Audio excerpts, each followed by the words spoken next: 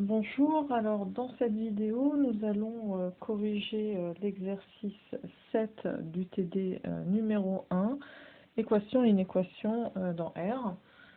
Alors il s'agit ici d'une équation avec valeur absolue. Donc pour résoudre ce genre d'équation, ça reste très méthodologique. Alors je vais commencer par me remettre l'équation sous les yeux. Donc il s'agit de x moins 1 en valeur absolue plus x plus 2 en valeur absolue qui est égal à 3. Alors la première chose, ça va être, donc je vais la nommer E, cette équation, d'étudier le signe de l'expression à l'intérieur de chacune des valeurs absolues. Pourquoi? Parce que ça va me permettre justement de me débarrasser de ces valeurs absolues. Donc par exemple, je sais que x moins 1 est positif si et seulement si x est supérieur alors, à 1, d'accord. Et donc, ce qui va me permettre de savoir, alors je l'écris une fois, mais après on sera peut-être pas obligé de l'écrire à chaque fois, que la valeur absolue de x moins 1 va valoir l'expression en elle-même si x est supérieur ou égal à 1, d'accord. Et à son opposé, donc l'opposé de x moins 1 qui est moins x plus 1, si x est donc strictement inférieur à 1. Alors je fais exactement le même travail pour l'autre expression, donc je vais avoir x plus 2 qui va être par exemple positif, si et seulement si x est supérieur ou égal à moins 2. Et donc, ce que je sais, c'est que x plus 2 va valoir x plus 2 sans valeur absolue si x est supérieur ou égal à moins 2, puisque l'expression est positive, elle va valoir son opposé dans le cas contraire. Et donc maintenant, ce qu'on va faire, c'est tout bêtement faire un petit tableau de signes qui va nous permettre de faire un récapitulatif et de résoudre l'équation. Alors voilà comment on va s'y prendre. Donc, hop, on va essayer de tirer ça droit. Alors, donc je vais ici mettre mes expressions. Voilà. Et là, je vais mettre la valeur de E. Donc, je vais me trouver des emplacements pour mettre mes racines. Donc, j'ai deux racines ici. J'ai moins 2 et 1.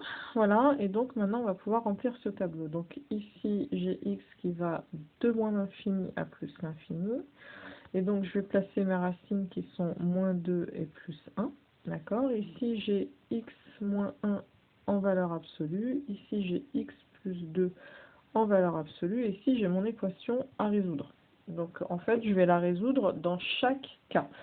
Donc, par exemple, ici, d'après ce qu'on a écrit donc précédemment, c'est qu'on sait que x moins 1 en valeur absolue vaut x moins 1 au-delà de 1. Donc, ici, je vais avoir l'expression x moins 1. Et quand c'est plus petit que 1, on a dit que ça valait l'opposé. Donc, ici, j'ai du 1 moins x, 1 moins x. Alors de même, ici, au-delà de moins 2, je vais avoir l'expression x plus 2.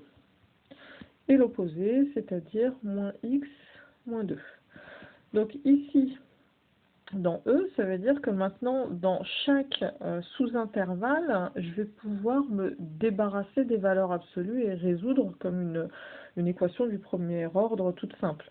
Donc là, E est équivalente sur l'intervalle moins l'infini moins 2 à, en additionnant, donc j'additionne les deux expressions, vous voyez, qui sont dans la même colonne, donc 1 moins x plus l'expression moins x plus 2, donc je vais avoir du moins 2x, 1 moins 2 qui me fait moins 1, et tout ceci, d'après ce qu'on cherche à résoudre, c'est égal à 3. Donc ça équivaut à x est égal à moins 2. Alors, vous constatez que moins 2 et bien dans l'intervalle de résolution qui est l'intervalle moins l'infini moins 2, et donc cette solution-là, elle est possible. Donc il faut absolument penser à vérifier si la solution obtenue, elle est dans le bon intervalle, d'accord? Donc maintenant, si je change d'intervalle, donc je me place dans l'intervalle moins 2, 1. Donc cette fois-ci, en additionnant, qu'est-ce que j'obtiens? J'obtiens, bah regardez, les x s'en vont, hein, j'ai x moins x, ça s'en va. Là, il me reste en additionnant 1 plus 2, 3. Le membre de droite qui valait 3, donc j'obtiens E qui est équivalent finalement à 3 égale 3. Alors, cette égalité-là, elle est toujours vraie. Ce qui veut dire que finalement, tout l'intervalle va être solution. Hein, tout l'intervalle, alors ici, ça sera tout l'intervalle, moins 2, 1. Voilà. Hop. Donc, ensuite, on termine par le même raisonnement en se plaçant sur l'intervalle 1 plus l'infini. Donc ici, E va être équivalente, donc j'additionne toujours les deux expressions, ça me fait du 2x plus 1 qui sera égal à 3, ce qui me donne la solution x égale 1. Donc x égale 1, c'est bon, c'est le bord, c'est possible. Donc quand je regarde finalement l'ensemble de mes solutions, je vais avoir comme solution l'intervalle moins de 1 fermé. Voilà, donc ceci conclut la correction de l'exercice 7 du TD1.